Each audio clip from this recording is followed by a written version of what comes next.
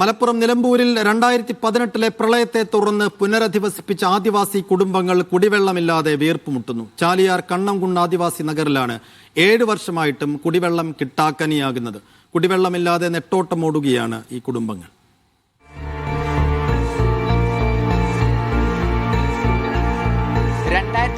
പ്രളയത്തിൽ മതിൽമൂല, വൈലാശ്ശേരി നഗറുകളിലെ 34 ആദിവാസി കുടുംബങ്ങളുടെ വീടുകളും സ്ഥലവുമാണ് പ്രളയമെടുത്തത്. തുടർന്നാണ് കണ്ണംകുണ്ടിൽ 25 ഏക്കർ സ്ഥലത്ത് ഈ കുടുംബങ്ങളെ സർക്കാർ പുനരധിവസിപ്പിച്ചത്.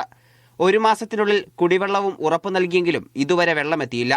ഇതോടെ 14 കുടുംബങ്ങൾ തകർന്ന വീടുകളിലേക്ക് തന്നെ മടങ്ങി.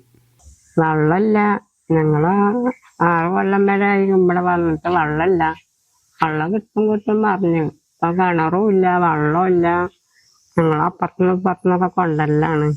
കുടിവെള്ളം ഇല്ലാതെ ഇപ്പൊ കറണ്ട് ഉണ്ടായിരുന്നു, അതൊക്കെ കട്ടാക്കി പോയി അവര്.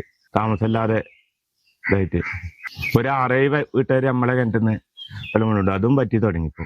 സമീപവാസികളായ 2 കുടുംബങ്ങൾ ഉന്നതി നഗറിലെ കുടുംബങ്ങൾക്ക് വെള്ളം നൽകുന്നതിനാലാണ് ബാക്കിയുള്ളവർ ഇവിടെ തുടരുന്നത്.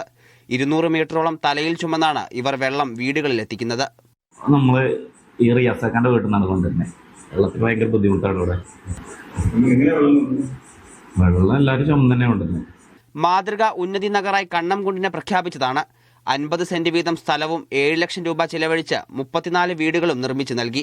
പക്ഷേ വെള്ളം മാത്രം എത്തിയില്ല. മീഡിയ 1 മലപ്പുറം.